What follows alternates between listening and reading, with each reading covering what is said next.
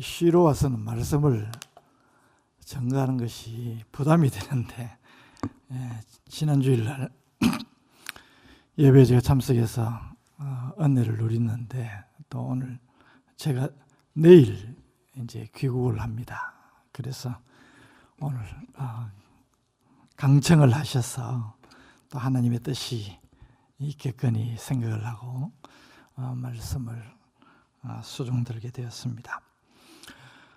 정확한 기억은 나지 않지만 아마 10여 년 전에 제가 처남이 이 산호세에 있기 때문에 그때도 와서 교회를 방문한 적이 있습니다. 그런데 이번에 와서 보니까 교회도 장소도 변해지고 또 상당히 그때에 비하여서 교회가 많이 여러 가지 면에서 성장한 것 같아서 정말 마음이 흐뭇하고 감사합니다. 하나님께서 세워주신 교회이니까 이 땅에 많은 교회 중에 하나가 아니라 하나님의 기쁨이 되는 교회가 되어서 계속 성장하면서 더 하나님의 영광을 나타내는 우리 산호세 한인 장로교회가 될 줄로 믿습니다. 제가 이제 쉴 기회를 만들어서 찾아 나오는데 주로 여행이 됩니다. 미국은 비교적 좀 자주 나오는데 저희 집 사람이 저보다는 열정이 더해서 이번에도 한 3주 동안에 5,000마일 이상을 움직였습니다. 그러니까 여러분 쉬는 게겠습니까? 쉬는 게 아니겠습니까? 그런데 참 여행을 하면서 깨닫게 되는 진리가 있어요. 여행은 단순히 즐기고 또 무언가를 누리는 것이 아니라 하나님께서 주시는 놀라운 깨달음을 가지게 되는 것입니다. 그래서 주로 저희들은 내셔널 파크를 아마 여러분에게 좀 송구스러운 말씀이지만은 미국의 내셔널 파크는 거의 다 다녀보았을 정도로 그렇게 다니는데 절로 하나님께 대한 찬송이 나오는 겁니다. 우리가 믿는 창조주 하나님, 그 하나님이 지으신 모든 세계를 보면서 찬송하고 감사하게 되죠. 여행은 또 자연만을 보는 것이 아니지 않습니까?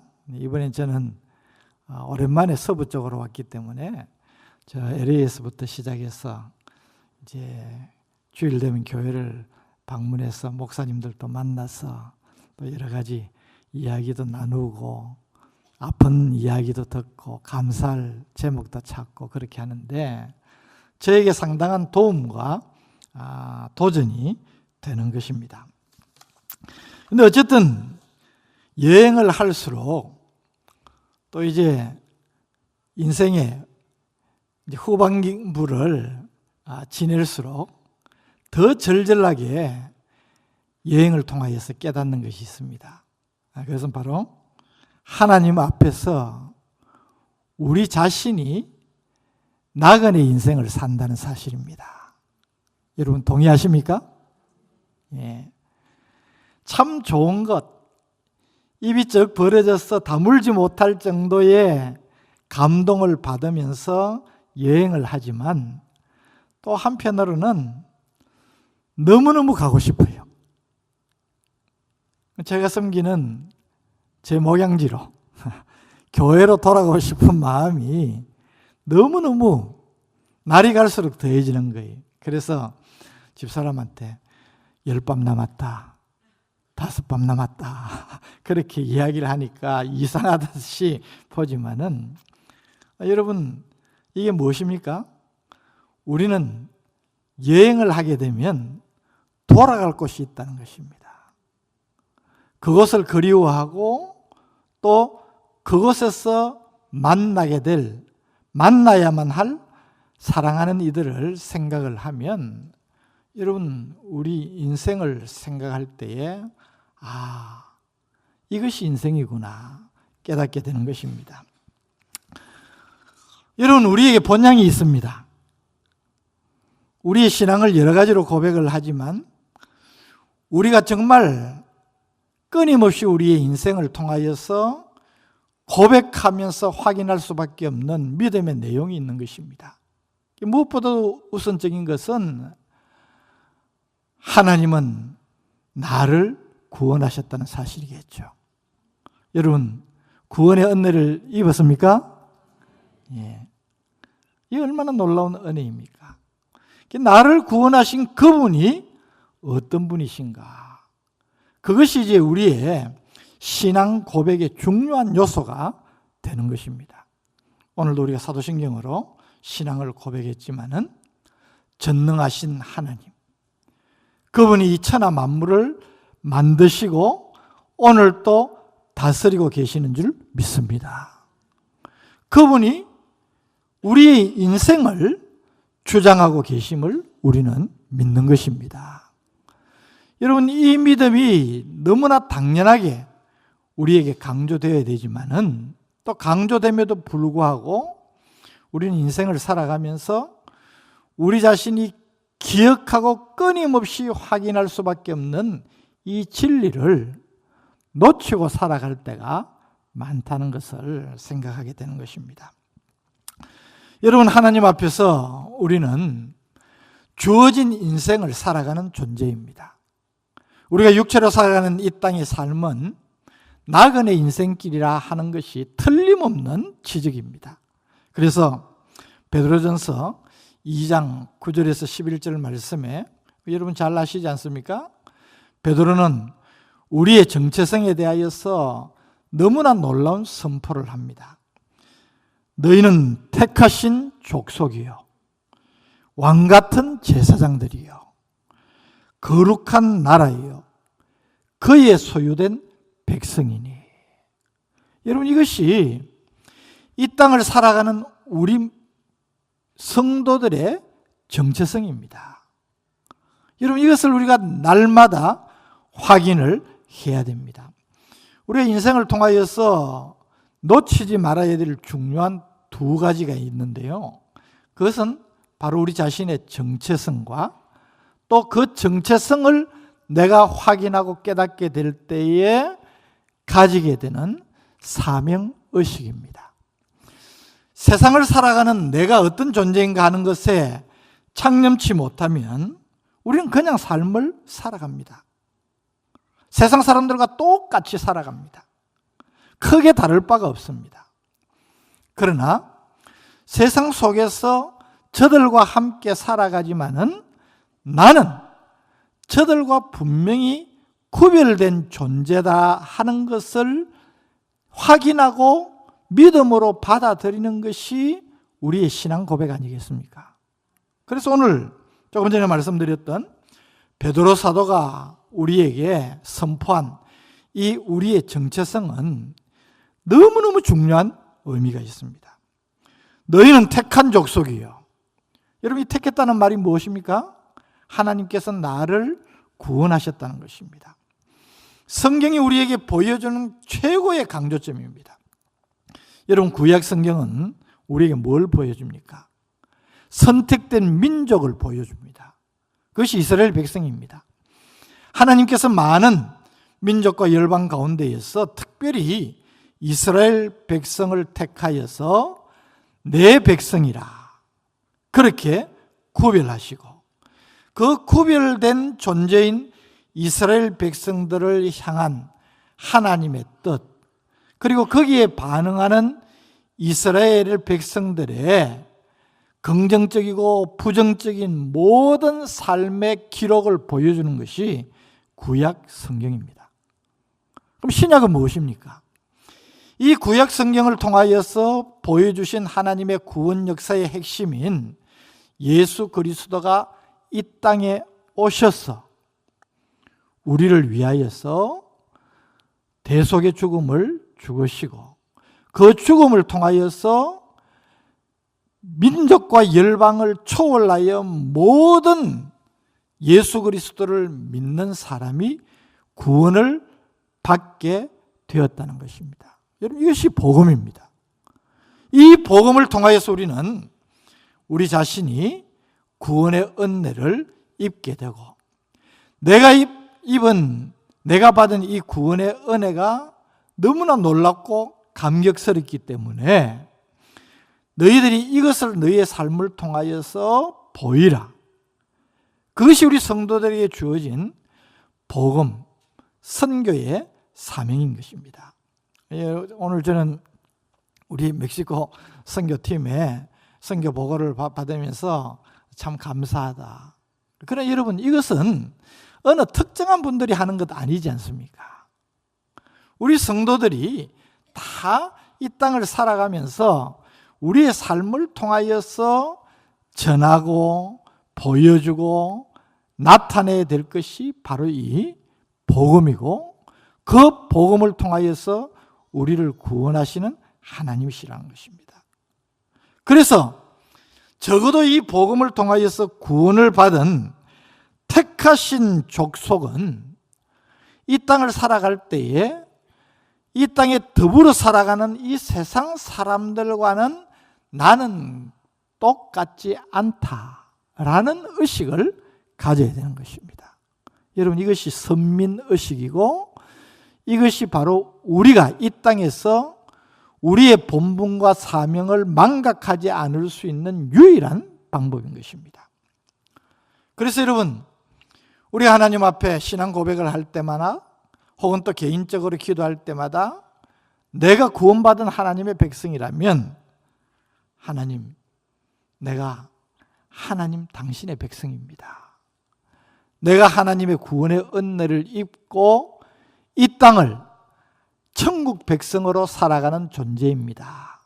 라는 사실을 거듭 확인해야 되는 것입니다.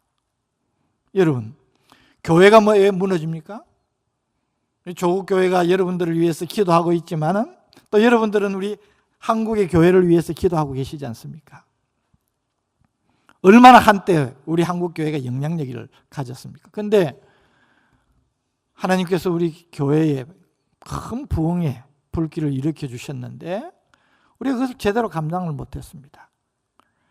오늘 한국 교회가 숫자적으로는 물론 지금 쇠퇴기에 들어서서 우리가 참 너무나 안타까워하지만은 왜 사람들이 교회를 떠나고 교인 수는 급감을 하고 세상을 향한 교회의 영향력이 약화되겠습니까? 그 이유는 교회가 교회다움을 잃었다는 것입니다. 교회를 구성하는 성도들이 자신들의 정체성을 잃어버렸다는 것입니다. 여러분, 이거 얼마나 안타까운 일이 아닌지 모릅니다. 그래서 여러분, 우리는 끊임없이 우리의 삶 속에서 날마다 나는 하나님의 백성입니다. 이 사실을 되뇌이고 스스로 확인하고 자신의 정체성을 붙들어야 되는 것입니다. 한번 따라 하실까요? 나는 하나님의 백성입니다. 나는 천국 백성입니다. 여러분, 고백하면 감사하게 되죠. 우리가 얼마나 감사합니까? 저에게 아이들이 둘이 있습니다. 아이들이 어릴 때, 물론 지금은 다 이제 40 이상이 되어서 분가를 해서 지내지만은 아이들이 자녀일 때, 이제 어린 아이일 때에 제 아내가 매일 빠뜨리지 않고 하는 것이 있습니다. 제 아이들이 유치원에 갈 때부터 혹은 초등학교 나갈 때부터 밥을 먹고 나갈 때에 현관에서 허깅을 합니다. 허깅을 하고 아이에게 일러줍니다. 너는 하나님 백성이야. 오늘도 하나님 백성답게 살아. 그렇게 이야기를 합니다. 아이들이 자라나서는 엄마를 안고 저들이 입으로 고백을 합니다. 나는 하나님의 백성입니다. 하나님의 백성답게 살겠습니다. 여러분, 이것이 굉장히 중요한 의미가 있습니다. 그래서 저는 매일 새벽 기도회 때에 개인 기도를 시작하기 전에 거의 그러지 않고 성도들에게 함께 고백을 하게 합니다. 나는 하나님의 백성입니다. 나는 천국 백성입니다. 오늘도 하나님 백성답게 살겠습니다. 사랑하는 성도 여러분, 우리 자신이 어떤 존재인가를 잊어버리면 별 수 없습니다. 여러분, 답지 못하다는 말이 있죠. 목사가 목사답지 못하면 얼마나 안타까운 일이겠습니까? 성도가 성도답지 못하면 얼마나 안타깝겠습니까? 공직자들이 공직자의 본분을 잃어버리면, 망각하면 무슨 일이든지 할 수 있는 것입니다. 그래서 정체성은 너무나 중요합니다. 이 정체성을 확인할 때에 그러면 나는 어떻게 해야 되는가? 어떤 삶을 살아야 하는가? 그것을 생각하게 되는 것이죠.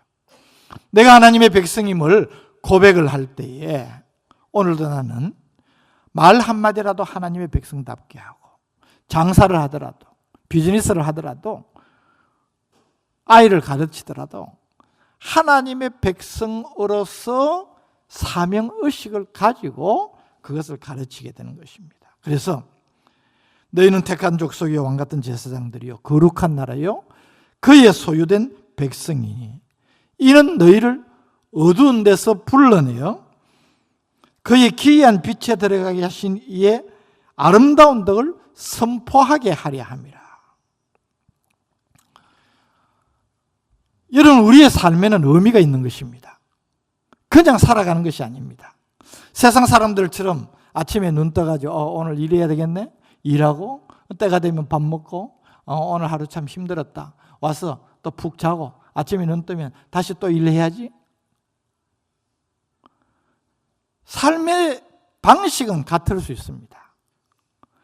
그러나 우리가 그들과 똑같은 차원에서 삶을 가진다면 무슨 의미가 있겠느냐는 것입니다. 그래서 우리는 우리 자신이 어떤 존재인가를 생각을 하면서 그 생각에 따라서 우리가 살아야 될 삶의 방향과 목표를 설정을 하고 그에 걸맞는 삶을 살아가야 되는 것입니다. 저는 오늘 마태복음 7장 24절에서 27절의 말씀을 본문으로 삼았습니다. 자, 마태복음 5장, 6장, 7장을 복음서 다 예수님의 말씀이지만은 이 석장을 가리켜서 별명을 붙여놨습니다. 혹시 아십니까? 산상수훈이라 그렇게 이야기하지. 산상보훈이라 그렇게도 이야기합니다. 말 뜻은 예수님께서 산에서 가르치신 교훈인데 너무나 보배가 같고 빼어난 교훈이라서 산상수훈, 산상보훈이라 하는 것입니다.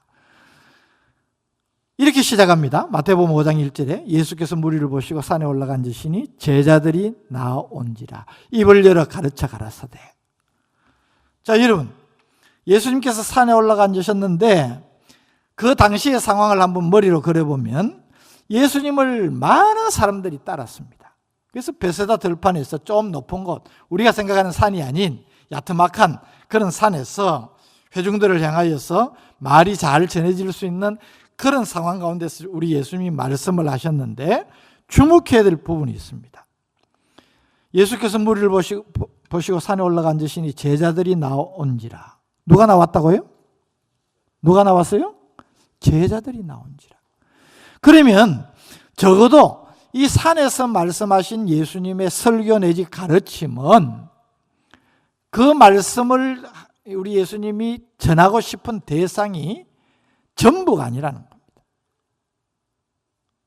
제한되어 있어요. 그게 뭡니까? 제자들입니다. 자, 교회에서 한때 한국에서도 제자 훈련 바람이 불어서 지금까지 지속이 되고 있죠. 제가 물어보겠습니다. 제자 훈련의 핵심이 뭡니까? 제자 훈련의 핵심이 뭡니까? 자, 저와 같이 한번 따라 하십시다. 예수님처럼 되고 예수님처럼 사는 것. 이게 제자 훈련의 핵심입니다. 제자 훈련은 성경 공부가 아닙니다. 성경을 통하여서 제자로서의 이 being, 존재를 가르침 받아서 감히 나 같은 부족한 사람이라도 예수님처럼 되고 또 예수님이 이 땅에서 행하셨던 것처럼 살아가는 것. 그것이 제자훈련의 핵심입니다. 제자훈련을 받았는데 사람이 바뀌지 않고 삶이 바뀌지 않는다면 그 제자훈련 받은 거 아닙니다. 잘못 받은 것입니다. 핵심은 그거예요. 그러면 여러분, 예수님께서 우리에게 말씀하시는 그 제자됨은 무엇입니까? 그것이 마태복음 5장에서 7장 말씀까지 그대로 정말 기가 막히게 정리가 되었어서 우리에게 말씀을 주시고 있다는 것입니다. 그래서 마태복음 5장, 6장, 7장은 성경 전체에서 가르치는 성도, 하나님의 백성, 또 왕같은 제사장이라는 정체성을 가지고 있는 우리 신앙인이 어떤 사람이 되어야 하고 때문에 또 어떤 삶을 살아야 될 것인가를 너무 잘 보여주는 것입니다. 저는 세상에 우연은 없다고 생각을 합니다. 여러분, 우연히 어쩌다 이렇게 됐지 하지만 지내놓고 보십시오. 영적인 세계, 믿음의 세계에서는 다 필연입니다. 나중에 깨닫게 됩니다. 그랬구나. 하나님께서 그래서 그러셨구나. 저는 이것을 오늘 좀 적용을 해보고 싶습니다. 제가 감히 우리 박 목사님 목회 잘하고 계시는 산호세 한인 장로교회에 와서 이 8월 첫째 주일 설교를 하는 것, 저는 우연이 아니라고 저는 믿습니다. 여러분 그렇게 안 믿습니까? 예? 뭐 어쩌다 왔겠지. 저는 그렇게 생각하지 않습니다.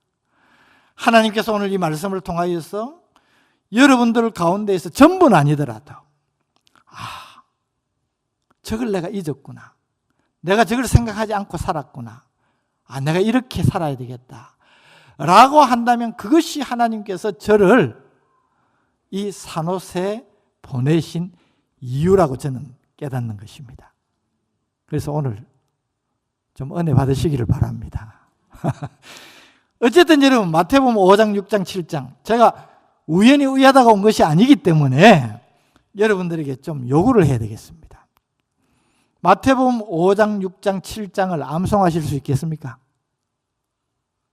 안 되겠죠? 그래서 여러분 암송은 못하지만은 또 이걸 제가 여러분에게 1년 동안 좀 읽어주십시오 하면 여러분이 그게 되겠습니까? 그래서 이번 한 주간 동안이라도 매일 마태복음 5장, 6장, 7장을 꼭 읽어주시는 성도님들 되시기를 바랍니다. 약속하셨습니다? 예, 오늘부터 한번 읽어보십시오. 여러분 기가 막힙니다. 저는 믿음의 가정에서 부모님들 잘 만나서 어릴 때부터 성경의 중요한 장 구절들 다 암송을 시켰어요. 마태복음 5장, 6장, 7장도 제가 어릴 때에 암송한 것이기 때문에 지금도 제가 암송을 하는 거예요. 그래서 여러분 이게 중요합니다. 우리 자녀들에게 이 교육이 얼마나 중요하겠습니까? 자, 여러분 마태복음 5장, 6장, 7장의 내용이 무엇인지 간단하게 한번 정리를 해보겠습니다. 우리 예수님께서 자신을 따르는 제자들에게 말씀하셨습니다. 예수님을 따르는 무리들이 여러 종류의 사람이 있습니다. 오늘날 교회도 그렇습니다. 교회에 나오는 사람, 그냥 다니는 사람, 예배 보러 오는 사람, 다양합니다. 목회자의 입장에서는 정말 안타까울 때가 있어요. 어쨌든 그런 과정을 통하여서 진정으로 하나님 앞에서 거룩한 한 하나님의 백성으로 서가는 과정을 목사들이 섬기고 있지 않습니까? 그런 변화가 이제 일어나야 되는데 때로는 그런 변화를 잘 보지 못할 때에 얼마나 마음이 안타까운지 모릅니다. 자, 우리 예수님께서 제자들에게 그렇게 말씀하십니다. 심령이 가난한 사람은 복이 있나니. 먼저 뭘 이야기합니까? 팔복을 이야기하십니다. 이 팔복은 비잉입니다. 존재입니다. 너희들이 이런 존재가 되라는 것입니다. 너희들이 뭘 구하느냐? 너희들이 복을 구하느냐? 복이란 것은 이것이다. 그래서 심령이 가난한 자가 복이 있나니. 원문에 보면 복이 있도다. 선포에 복이 있도다. 사랑하는 성도 여러분, 행복은 환경에 있는 것이 아니라고 저는 믿습니다. 여러분도 그래 믿습니까? 조건이 내 행복을 만드는 거 아닙니다. 여러분, 이것은요, 틀림없는 이야기입니다. 행복은 그 행복 자체에 있는 것이지 조건에 따르지 않다는 겁니다. 여러분, 조건이 우리를 좀 더 편안하게 할 수 있고 좀 더 기쁘게 할 수는 있지만은 그것 때문에 행복한 것 아닙니다. 여러분, 부자이면서 행복지 않은 사람 많습니다. 가난하면서 행복한 사람 많습니다. 저는 목회 현장에서 보지 않습니까? 여러분들의 주위를 보십시오. 저 사람은 어떻게 보면 조건적으로 훨씬 나보다 못한데 언제나 기쁨과 감사가 넘치는 사람이 있습니다. 그러나 비교할 수 없는 조건을 가지면서도 행복지 못한 사람이 있어요. 그래서 여러분, 내가 행복한 사람이라고 믿는 사람은 어디에서도 행복합니다. 어떤 상황 가운데서도 행복합니다. 여러분, 한국에서 불행한 사람이 미국 오면 행복합니까? 예? 여러분 경험 가지고 이야기해 보십시오. 그래도 미국은 좋더라? 맞을 수 있습니다. 그러나 여러분, 행복은 다른 거예요. 우리 예수님은 우리에게 심령이 가난한 자가 복이 있다, 애통하는 자가 복이 있다, 온유한 자가 복이 있다, 의에 줄이고 목마른 자가 복이 있다, 이렇게 말씀을 하시는 거예요. 그것은 우리가 생각하는 세상의 기준과 가치와는 전혀 맞지 않는 것입니다. 심지어 나를 인하여 너희를 욕하고 핍박하고 그래 할 때도 너희들 기뻐하고 즐거워해라. 하늘에서 상이 큽니다. 이런 믿음 가진 우리가 되기를 원합니다. 우리 저 자신부터 이런 믿음 가져야 됩니다. 그런데 여러분, 우리는 예수 믿는다고 하면서 세상적인 가치관이 전혀 안 바뀌는 경우들이 있어요. 내가 예수 믿기 이전에 예수님과 나를 두고 보면 내 인생의 어느 시점에 예수님이 들어옵니다. 그럼 예수님 이전과 예수님 이후가 달라져야 정상 아니겠습니까? 그 달라지는 것이 뭡니까? 저는 그것이 믿음의 역사라고 보는데 그 믿음의 역사에 가장 중요한 것이 가치관의 변화입니다. 사도 바울의 고백을 보십시오. 내가 전에 그렇게 좋아했던 것들 많이 있는데 내가 예수 그리스도를 알고 보니까 그거 아무것도 아니더라. 그게 사도 바울의 고백이. 그런데 여러분, 오늘날 예수 믿고도 전혀 이 가치 기준이 바뀌지 않는 사람이 있습니다. 성경은 어쩌면 세상적인 가치를 무시하는 것은 아니지만은 세상적인 가치의 기준과는 반대되는 개념을 우리에게 요구할 때가 많은 거예요. 이게 이제 신앙생활의 어려움 아니겠습니까? 그렇죠?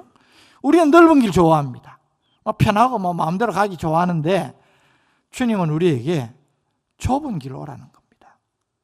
그것도 우리는 예수 믿고 나면 축복받아가 룰루랄라 하고 살아가기 원하는데 우리 예수님은 아니다. 자기를 부인하고 십자가 지고 나를 따라라. 그렇게 이야기하시잖아요. 그러니까 여러분, 우리가 끊임없이 예수님처럼 되기를 힘쓰는 성도가 되어야 될 줄로 믿습니다. 쉬운 것 아닙니다. 쉬운 것 아니에요. 그래서 여러분, 성도들 가운데에는 여러 종류의 사람들이 있는 거예요. 여러분, 좀 외람스럽지만은 장로님이라고 다 똑같은 장로님이십니까? 목사라고 다 똑같은 목사이겠습니까? 그리스도인이라고 다 똑같은 사람이겠습니까? 아닙니다. 믿음엔 두 가지 차원이 있습니다. 하나는 구원받는 믿음입니다. 구원받는 믿음은 누구에게나 똑같습니다. 있든지 없든지입니다.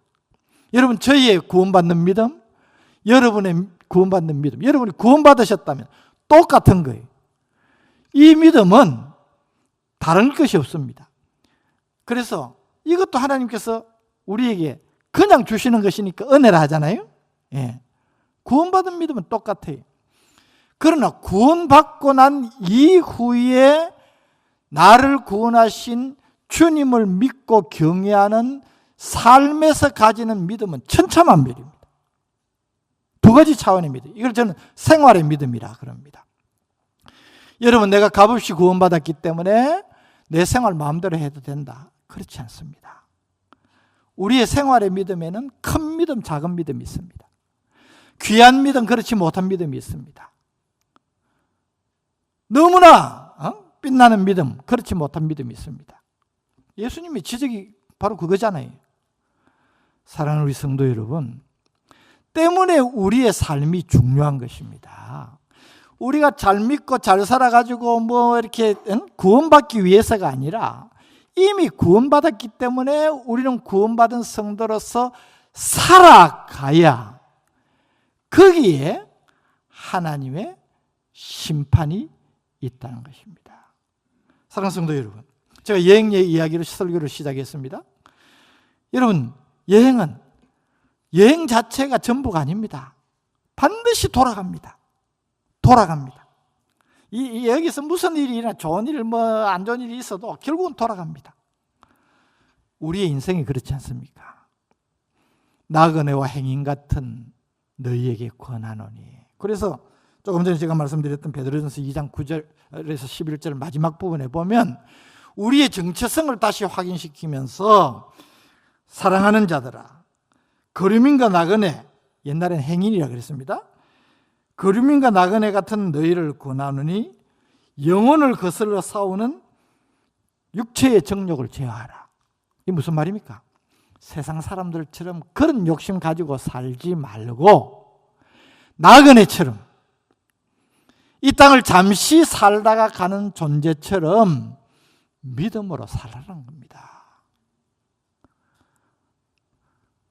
여러분, 우리의 인생이 저는 이런 의미에서 값이 있다고 생각합니다. 의미가 있다고 생각을 합니다.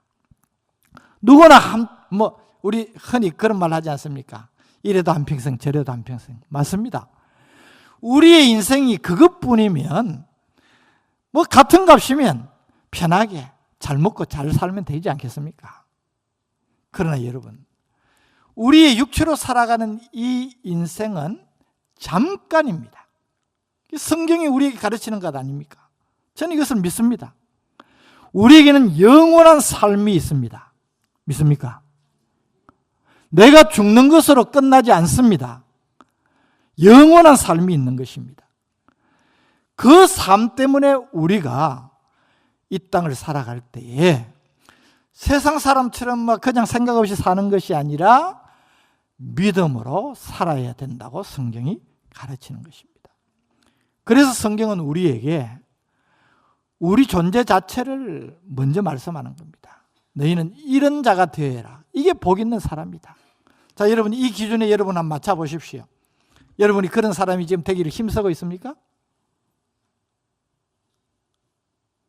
그 말씀을 주시고 난 다음에 우리 예수님께서 너희가 이런 존재가 되어야 되기 때문에 너희는 세상의 소금이다, 빛이다, 그렇게 말씀을 하신 것입니다. 여러분, 세상 속에서 그냥 아무렇게나 내 하고 싶은 대로 하면서 살아가는 존재가 아니라 세상의 소금입니다. 세상에 영향을 미치라 그 말이죠. 세상의 빛입니다. 영향을 미치라는 것입니다. 그렇지 않으면 세상 사람들에게 밟혀진다, 버려져서. 여러분, 믿음대로 살지 않는 사람, 믿노라고 하면서 교회는 다니는데 제대로 신앙생활 하지 않는 사람들이 세상으로부터 손가락질을 당하고 버림받고 심지어 밟히게 되는 것은 당연한 것입니다. 주님의 지적입니다.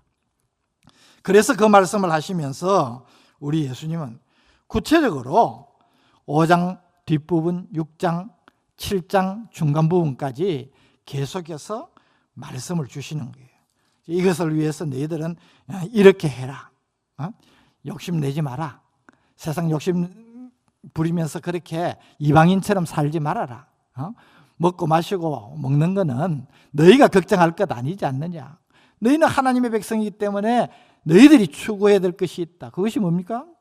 그의 나라와 그의 의를 구하는 것입니다. 그것을 위해서 너희들의 기도는 이렇게 해라. 여러 가지를 가르쳐 주시면서 마지막 부분에 마지막 부분에 오늘 본문으로 삼은 이 말씀이 나오는 거예요. 그러므로. 자, 여러분, 조금 더 살피면 우리 예수님이 이 말씀을 주시기 전에, 자, 너희는 이런 존재가 되어야 되고 이렇게 세상 속에서 너희의 삶을 통하여서 너희가 내 백성임을 드러내고 증거하고 영향을 미쳐야 된다고 말씀을 하시면서 세 가지 비유를 드십니다. 세 가지. 하나는 나무의 비유예요. 너희들이 이렇게 살아라. 그러면서 나무의 비유를 드시는데 좋은 나무가 있고 나쁜 나무가 있다. 포도나무에는 뭐가 맺힌다고요? 포도 열매가 맺히고, 포도나무에 은근키가 열리지 않지 않느냐. 그 이 말은 무슨 말입니까? 우리 예수님의 직접적인 적용입니다. 너희가 천국 백성이라면 너희의 삶에 천국 백성이 나타내야 될 삶의 열매가 나타나야 되지 않느냐, 그 말입니다. 그러면서 나쁜 열매가 있다. 나쁜 열매는 뭡니까?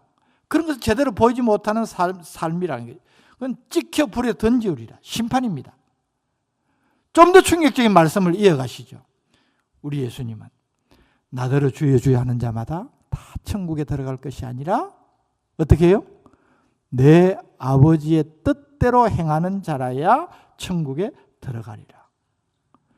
그 말씀을 주시고 다시 한번 확 두둥기듯이 결론을 내려주시는 것이 건축자의 비유인 것입니다. 그래서 여러분, 이 건축자의 비유를 따로 떼어 생각하는 것은 좀 무리가 있습니다. 우리 예수님은 봐라, 너희가 이런 사람이 되고 이런 사람이 되어서 이렇게 살아야 그것이 마치 지혜롭게 건축하는 사람과 같다. 여러분, 인생은 건축하는 것입니다. 자신이 의식하든 의식하지 못하든 사람은 자신의 인생을 통하여서 무언가를 남깁니다. 여러분, 꿈틀꿈틀 기어가는 지렁이도 자국을 남기는데 한 사람이 그의 삶에 흔적을 남기지 않겠습니까? 그런데 여러분, 흔적은 다 있는데 우리 예수님은 우리에게 두 가지로 말씀을, 지혜로운 사람이 있고 어리석은 사람이 있다. 여러분, 우리 예수님이 집을 짓는 걸 이야기를 했어요. 그래서 지혜로운 사람은 반석 위에 주초를 놓아가지고 집을 세운 사람, 어리석은 사람은 모래 위에 집을 세운 사람이다. 자, 제가 물어보겠습니다. 어느 게 집 짓기 쉬울까요?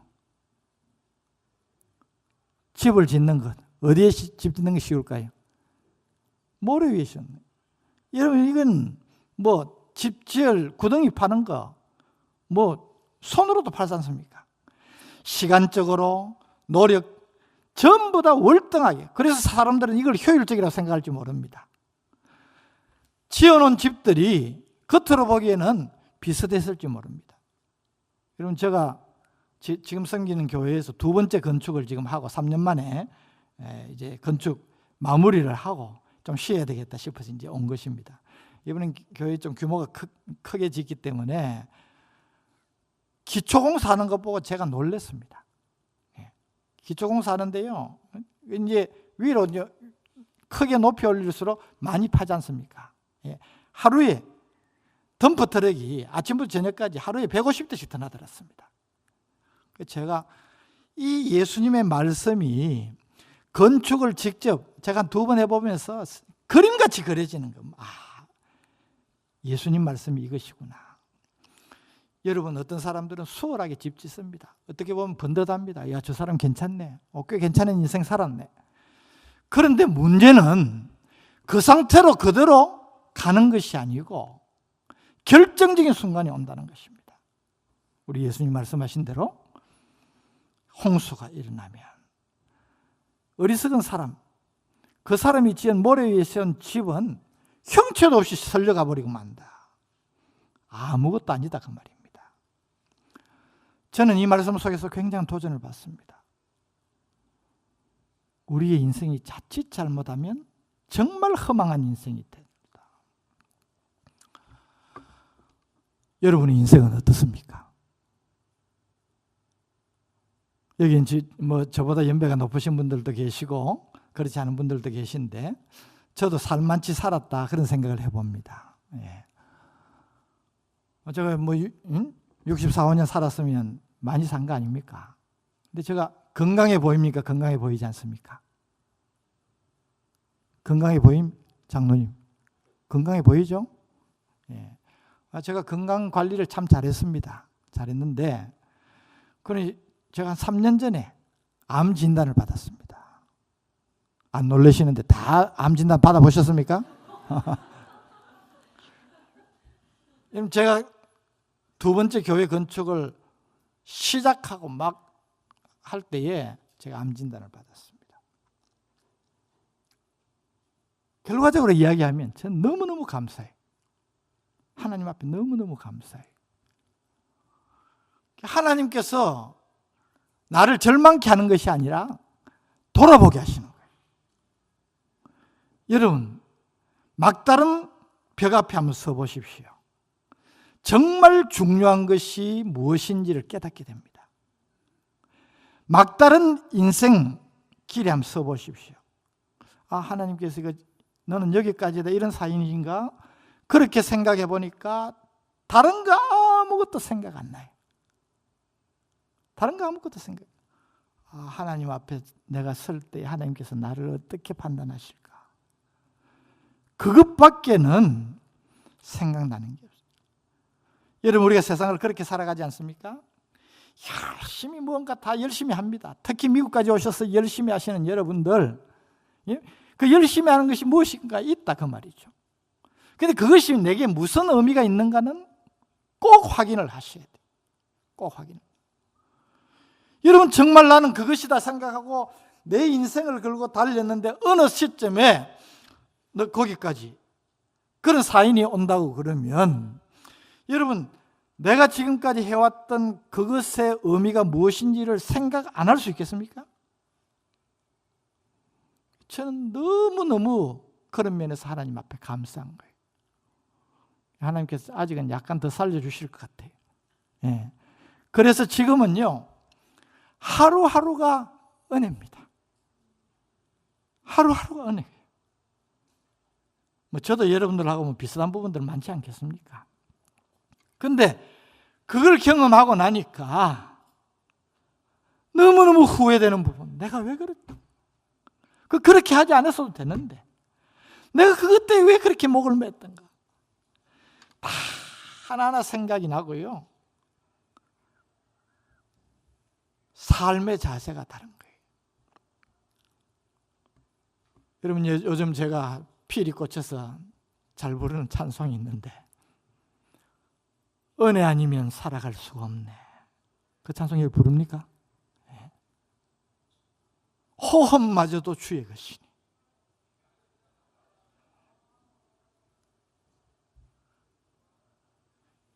여러분, 우리가 아무것도 아닙니다. 아무리 발부등을 쳐도 하나님이 스탑하고 코만 딱 막으시면 가는 거예요.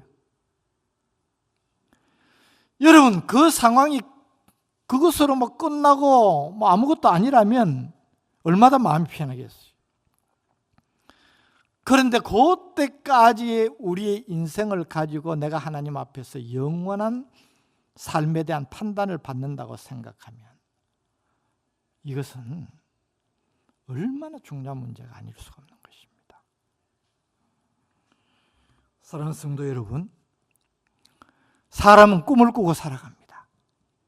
우리 모두가 지금까지 그렇게 달려왔습니다. 내가 가진 인생의 꿈은 무엇이었던가 점검하셔야 됩니다. 꿈 없이 살아오는 사람이 있겠습니까? 그 꿈이 천박한 꿈이든 놀라운 꿈이든 나름대로 다 꿈은 있어요. 그런데 여러분, 문제는 내가 착각할 수도 있다는 것입니다. 그것이 내가 꿔야 될 꿈이 아닌데 내가 그런 꿈을 꾸면서 지금까지 살아오지 않았는가? 꿈은 중요합니다. 사도행전을 시작하면서 성령의 역사가 임할 때에 하나님께서 베드로 사도를 통하여서 놀라운 말씀을 선포하셨습니다. 사도행전 2장 17절에 성령이 임하시면, 그 말이죠.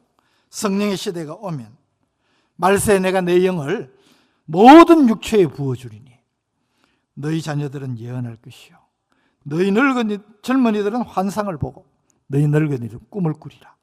여러분, 여기 환상, 꿈, 저는 비전으로 받아들여요. 우리 모두 어떤 꿈을 가지고 인생을 살아갑니다. 나폴레옹이 말을 했죠. 세상의 역사는 꿈을 가진 자들에 의해서 만들어진다. 의미 있는 꿈, 가치 있는 꿈, 귀중한 꿈을 꾸면 그 꿈이 그 사람의 인생을 만드는 것이. 여러분은 어떤 꿈을 꾸고 살아왔습니까? 아니, 우리가 하나님 앞에 정말 우리의 부족함과 못남을 고백할 수밖에 없는 우리라는 것을 인정한다면 이제라도 하나님이 주신, 허락하시는 남은 인생의 기회를 바로 붙잡아야 되지 않겠습니까? 그래서 꿈을 꿔야 되는 것입니다. 거룩한 꿈을 간직하고 그 꿈을 이루기 위해서 하나님을 바라보고 위의 것을 바라보고 달려가는 우리 성도님들 되실 수 있기를 주님의 이름으로 축복합니다. 우리에게 위의 것을 바라보고 아래 것을 생각지 말라. 여전히 우리 가운데 많은 분들이 안타깝지만은 땅바닥만 보고 살아가는 사람들이 있습니다. 그건 지나가는 것인데, 그거는 아무것도 아닌 것인데, 여러분, 이건 우리의 삶 자체가, 일상의 삶 자체가 필요 없다는 것이 아닙니다. 그런데 우리 예수님 그렇게 말씀하셨죠. 롯의 생각하라. 그때의 사람들이 장사하고 시집가고 뭐 농사하고 장가가고 하다가 심판을 받았잖아요. 여러분, 일상의 삶이 필요하지만은 그것에 집착하면 안 됩니다. 그것에 빠지면 안 됩니다. 그것이 전부라고 생각하면 큰일 난다는 거죠. 노아를 생각해라. 노아 시대의 사람들이 노아가 방주를 짓는 거 보면서도, 노아의 외침을 보면서도 밭에 가고 장사하고 시집가고 장가가고 하다가 다 멸망하지 않았느냐. 우리의 인생을 한번 들여다보십시다. 우리의 인생을 돌아보면서 나는 어떤 꿈을 꾸고 살아왔는가? 내가 꾼 꿈이 바른 꿈이었던가?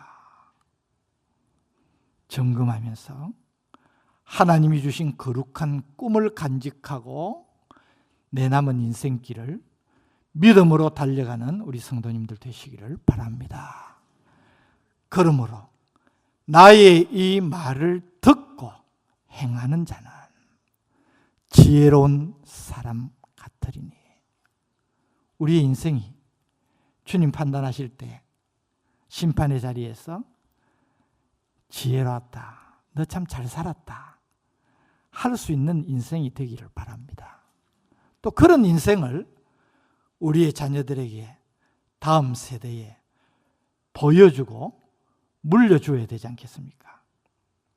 저는 오늘 이 말씀으로 우리 모두가 한번 좀 겸손한 자세에서 우리 자신의 인생을 돌아보면서, 우리 인생 자체가 하나님의 은혜 가운데 살아가는 것인데, 그 하나님의 은혜 가운데 살아가면서도 하나님은 내 삶 속에 전혀 작용이 안 되지고, 어쨌든지 내가 생각하고 바라는 것, 욕심을 따라서 행하고 살다가 하는 순간에 우리에게 주어진 기회가 끝이 나면 이 얼마나 안타까운 일이겠느냐는 것입니다.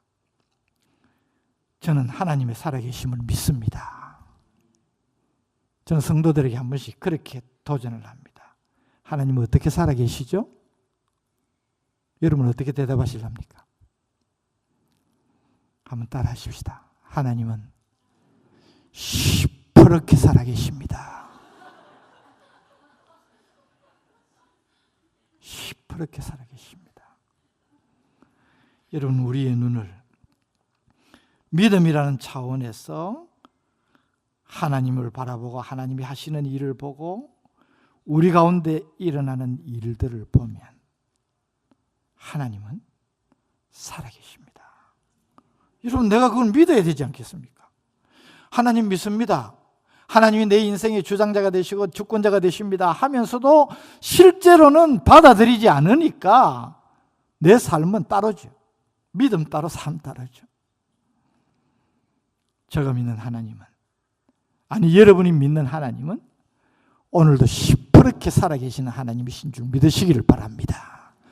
그 하나님 앞에서 여러분의 남은 인생의 기회를 하나님께서 어느 순간에 여러분의 인생을 판단하시면서 지혜로웠다, 그렇게 인정하시고 받아주실 만한 복된 인생을 살아가시는 우리 성도님 되시기를 주님의 이름으로 축복합니다.